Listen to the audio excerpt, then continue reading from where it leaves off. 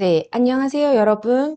네, 저희는 지난 1주차 1교시의 수업 계획서로 여러분과 소통을 하였고요. 네, 1장 이제 서론에 대해서 한번 살펴보도록 하겠습니다. 네, 첫 번째 발달의 성격이고요. 두 번째는 발달의 이론이 되겠습니다. 네, 저희가 발달이란 무엇인가에 대해서 지난주에도 한번 생각해 보았죠.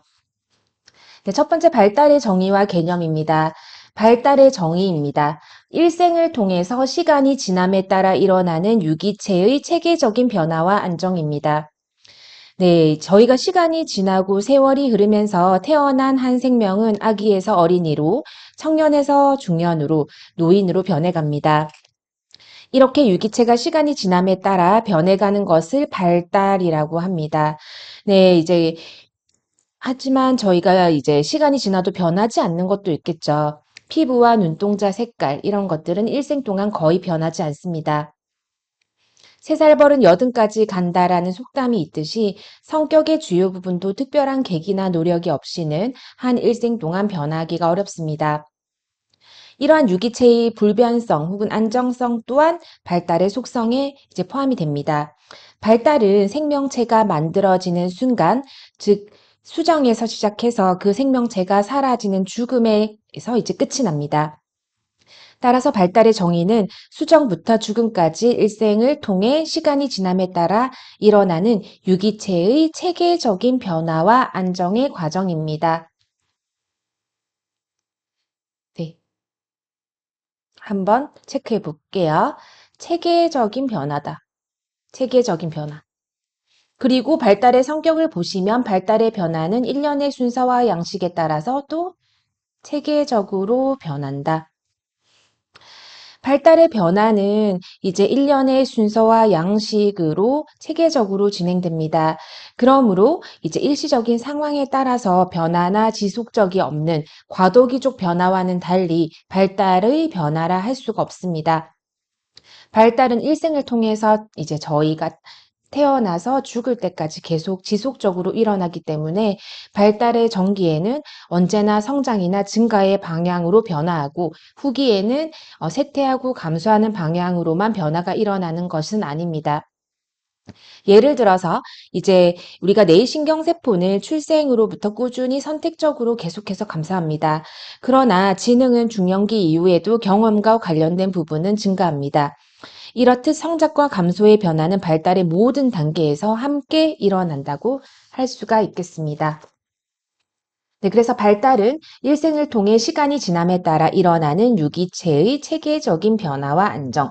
발달의 성격은 발달의 변화는 일련의 순서와 양식에 따라서 순서도 있다는 거네요. 그쵸? 체계적으로 일어난다. 그러나 발달의 방향은 일반적이 아니다. 라는 것 알 수가 있겠습니다.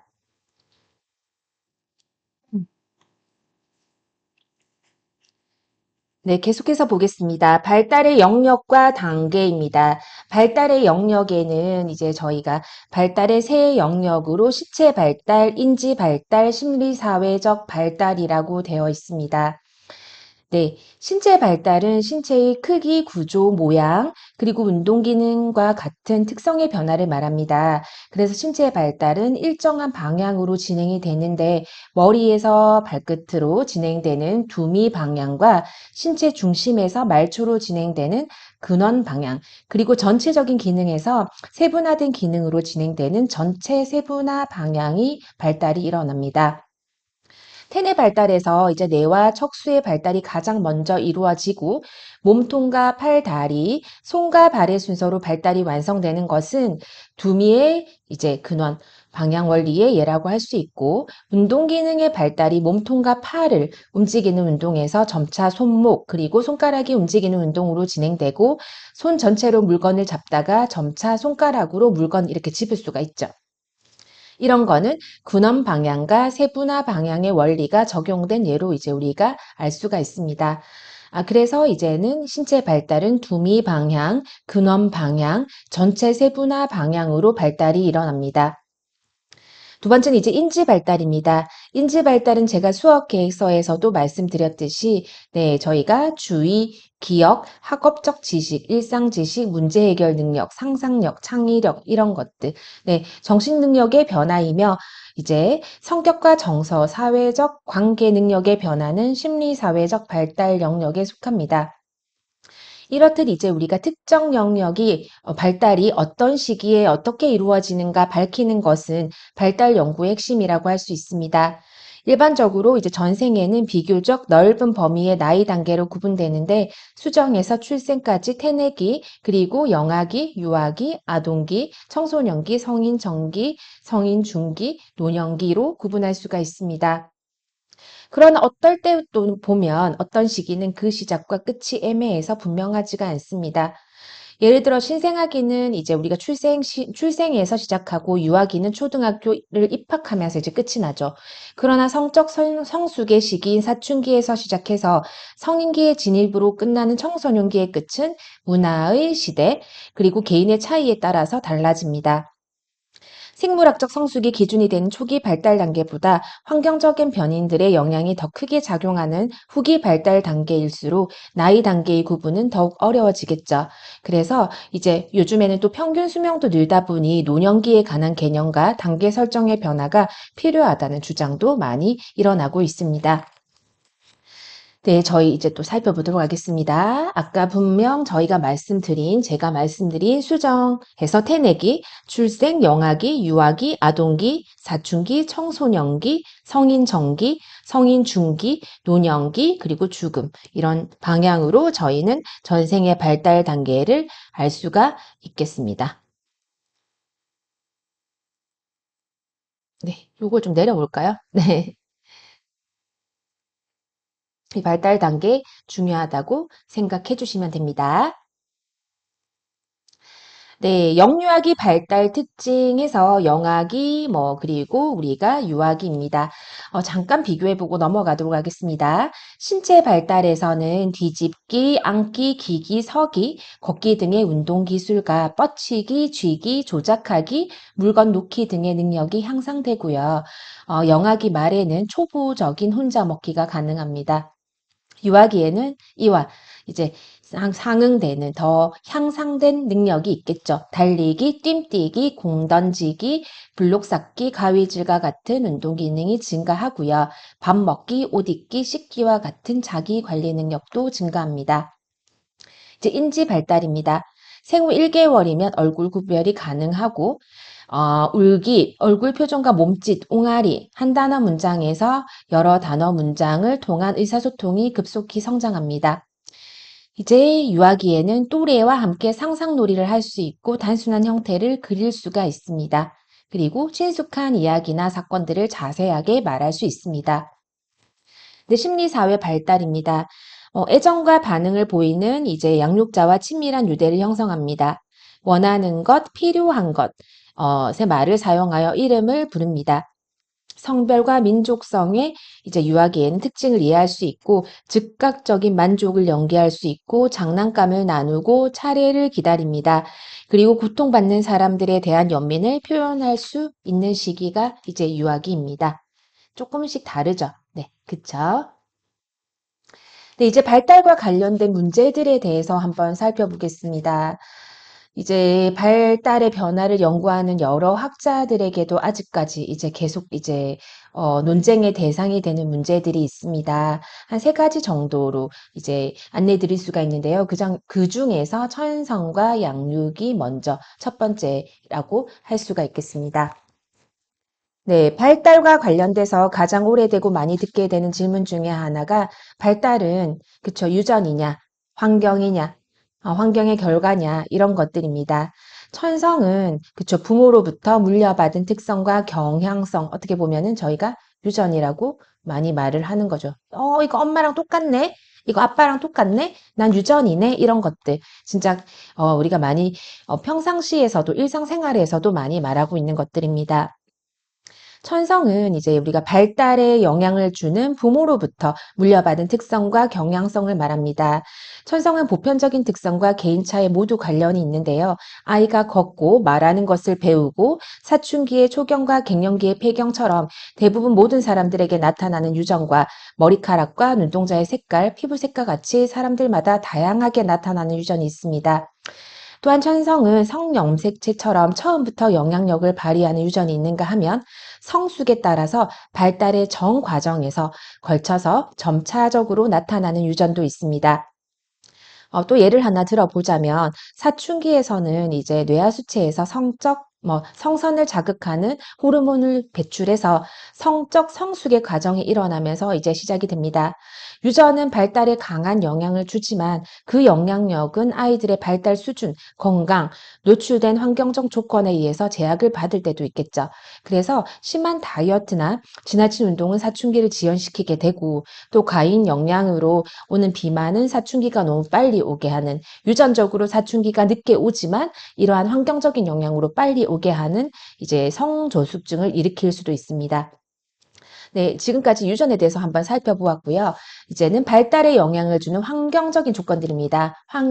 환경에는 인적 환경과, 네, 그쵸. 저희가 여러 가지 물적 환경, 사회적 환경, 이런 환경들이 있겠죠. 네, 환경에서 이제 한번 살펴보면 양육도 환경입니다.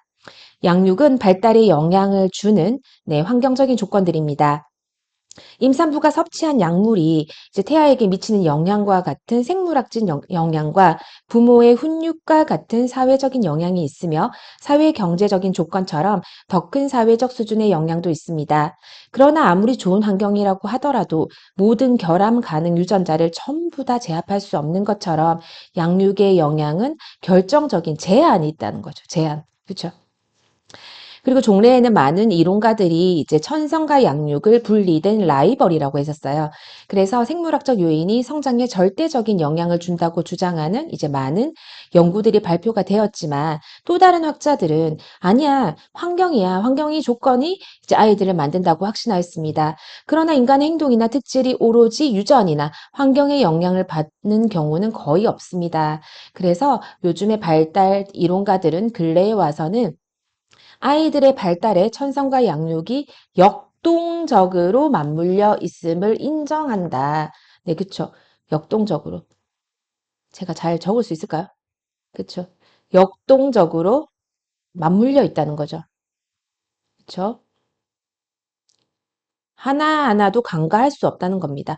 그래서 역동적으로 맞물려 있음을 인정하고 유전과 환경이 상대적 중요한 이제 논쟁이 사라진 건 아니지만, 그쵸. 네.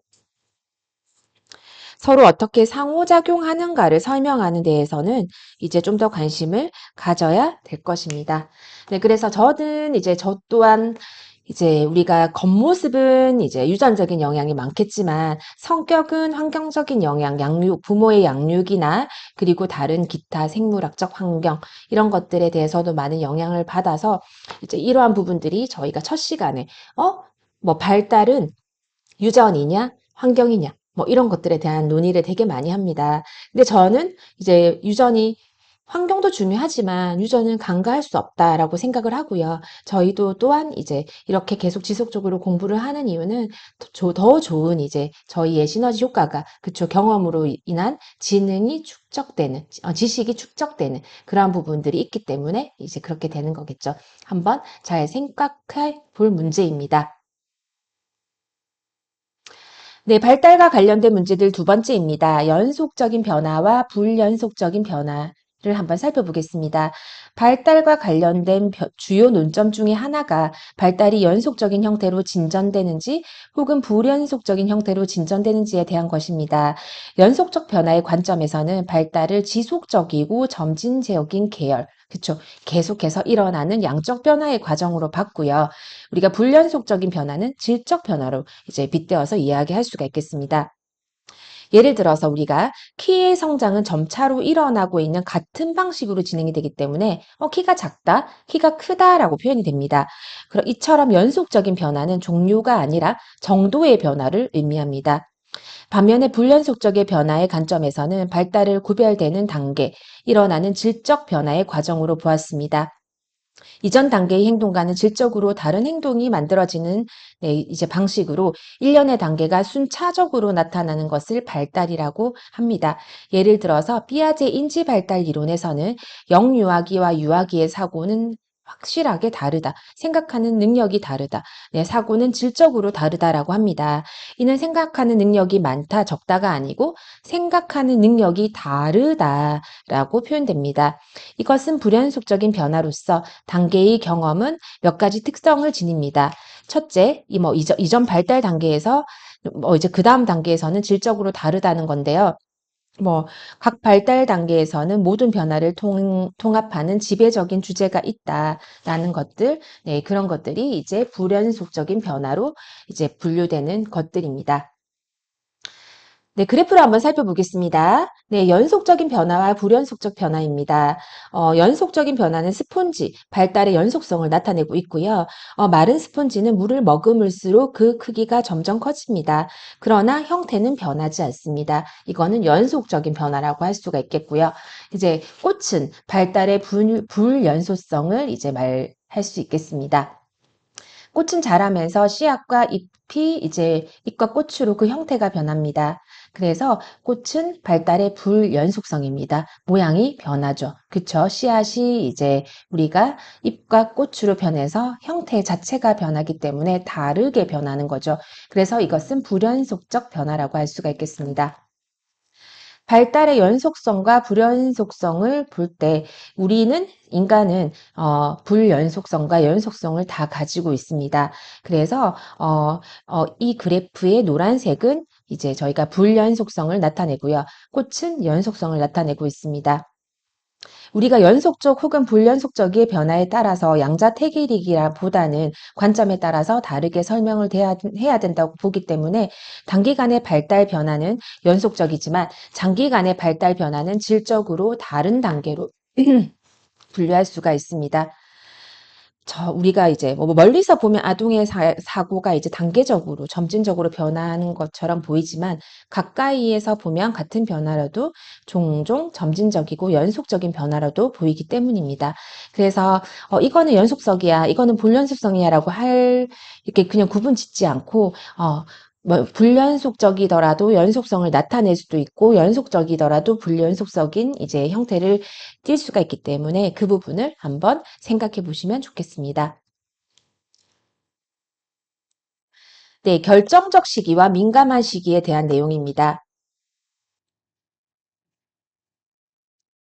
네, 결정적 시기와 민감한 시기는 이제 어떤 사건의 출현 혹은 결여가 발달에 지대한 영향을 주는 특정한 시기를 뜻합니다.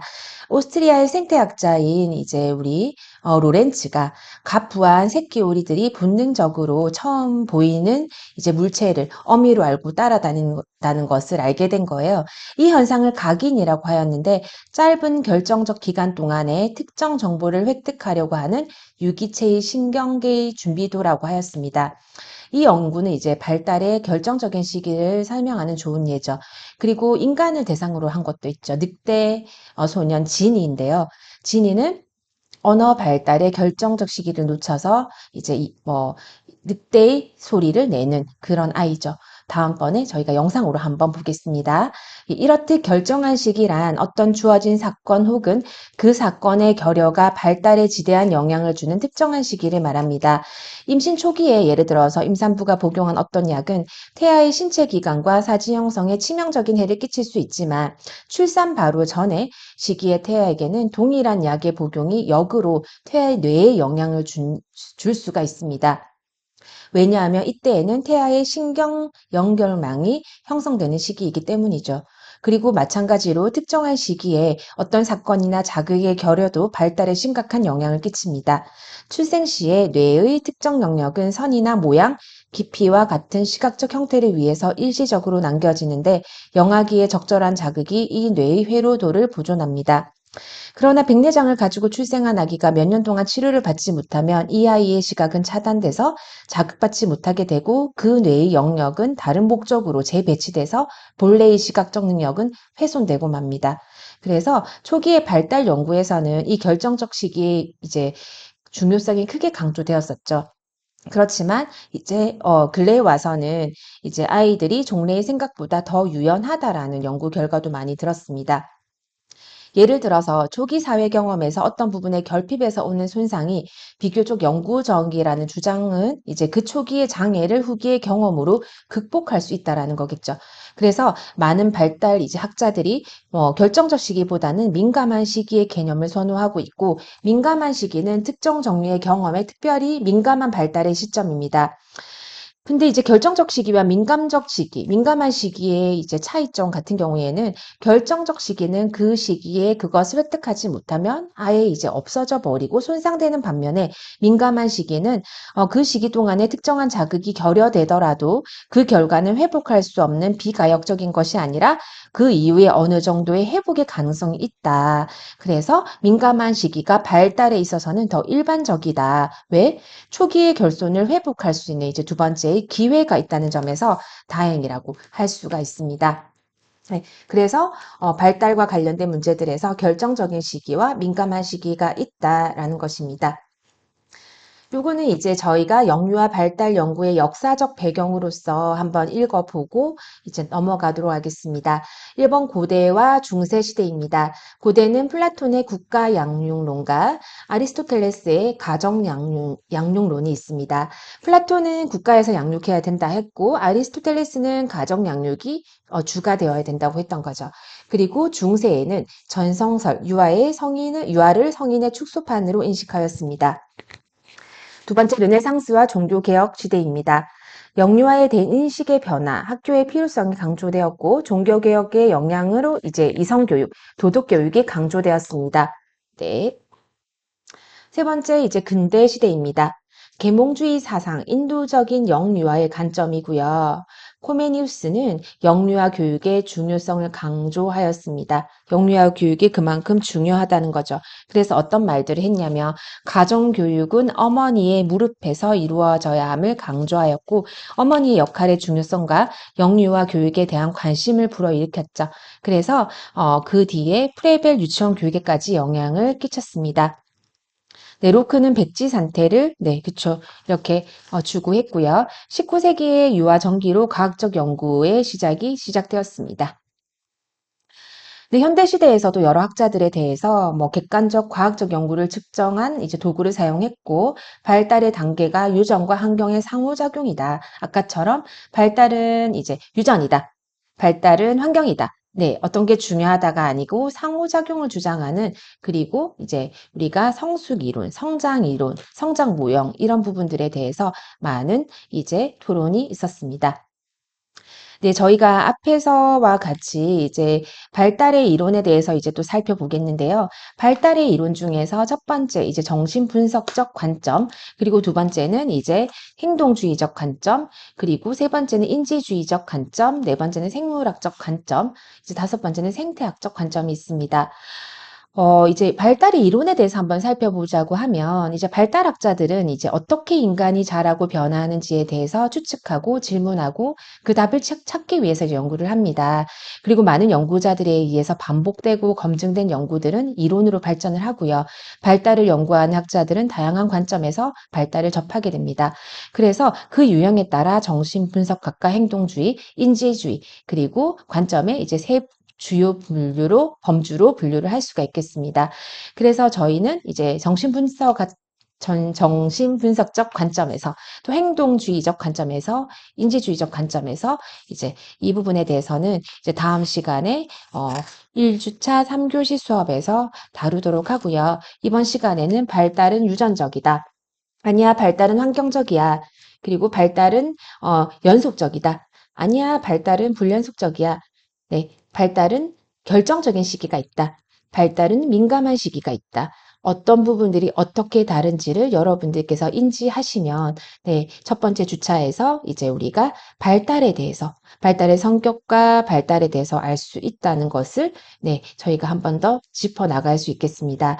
그래서 영유아 발달에 대해서는 저희가 1주차에서 서론에서 우리가 어떤 것을 목표로 하고 어떻게 학습을 해 나가실 해 나갈지에 대한 발달에 대한 주요 쟁점을 논의하고 이제 2주차에서 연구 방법 등 그리고 3주차에서 뭐 저희가 신체 발달을 먼저 보던 인지 발달을 하던 이제 수업 계획서에 맞게 진행을 할 예정이니 이제 이 점은 숙지하여 주시고 네, 시험이나 다른 안내도 앞서 말씀드렸듯이 똑같이 안내하도록 하겠습니다. 그래서 오늘은 발달의, 네, 제가 앞에서 발달의 성격 부분을 봤고요. 발달의 성격의 정의와 개념, 아까 체계적이다라는 부분 이제 했었고요. 발달의 영역과 세 단계를 나눴을 때 세 영역이 있다. 그리고 요거는 제가 중요하다고 했죠. 네, 그래서 발달의 단계와 특징, 그리고 발달과 관련된 문제들에 대해서 다시 한번 생각해 보는 시간을 가지셨으면 좋겠습니다.